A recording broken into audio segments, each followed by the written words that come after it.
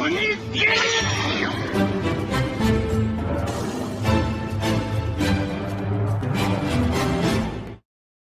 it going, everybody? Welcome back to the channel. As always, if you enjoyed today's video, don't forget to hit that like and subscribe. It helps out, means a ton.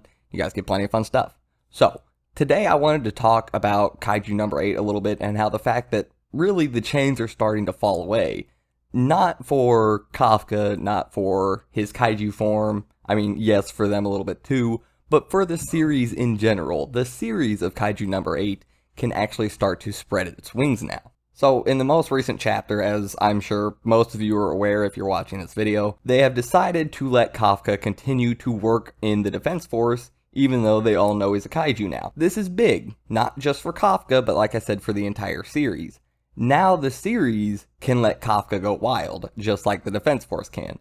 Now, there is the possibility that we'll do the classic, the kind of cliche, alright, we're gonna let you work with us, we're going to use you as a weapon, you're going to have these rules and regulations, you can only transform under these circumstances, you can only do this under this circumstance. I kind of doubt we're going to go through that. I just don't feel like that's the greatest way for the series to go. That doesn't play to the series' strengths, which is awesome hype battles. Letting Kafka just turn into the Kaiju whenever there's a Kaiju attack and just go ham. That kind of plays to the strengths a little bit more. Now, obviously, through storytelling and writing and all these other things, you can handicap them in different ways. You can give them multiple targets they have to take out, so Kafka can't do the entire job himself because he can't be in two places at once. Things like this. It doesn't just completely make everything in the story null and void just because, well, Kafka's going to go one-shot it now. That doesn't mean that's going to happen. So yeah, when it comes to all these moments where we have Kafka wanting to turn into Kaiju number 8, wanting to help, wanting to protect people, he can just go for it now. We don't have to have this tiptoe little walk on eggshells dance where, oh, I want to try and help. Oh, from a real world perspective, we got to get these hype Kaiju number 8 moments in here, but we can't let people figure out. And that's a nice little game of cat and mouse to play at first. But it's nice to see that melt away and us given a little bit more freedom because, well, we had an awesome moment where Hoshina and Kaiju number 8 were fighting. Now we can get moments where Hoshina and Kaiju number 8 are fighting together.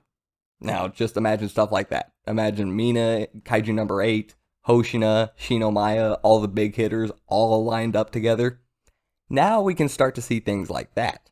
And this also can lead to more personal character moments between everybody and Kafka. They still look at Kafka as a friend, they still look at him as an ally.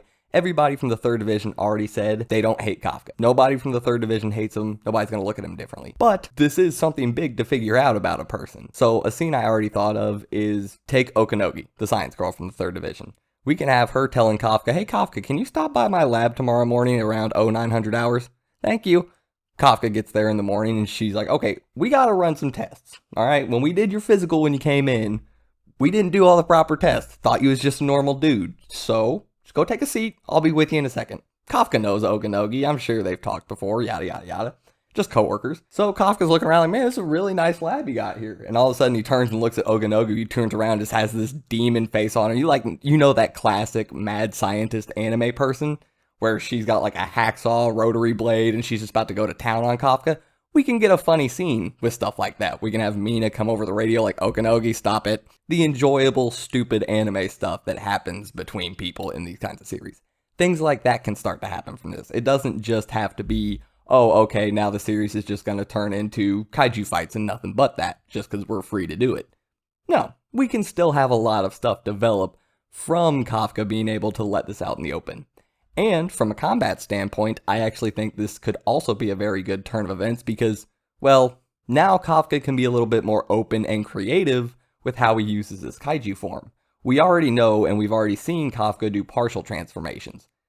One time we saw him use a partial transformation to increase his speed, and he literally just looked like normal Kafka.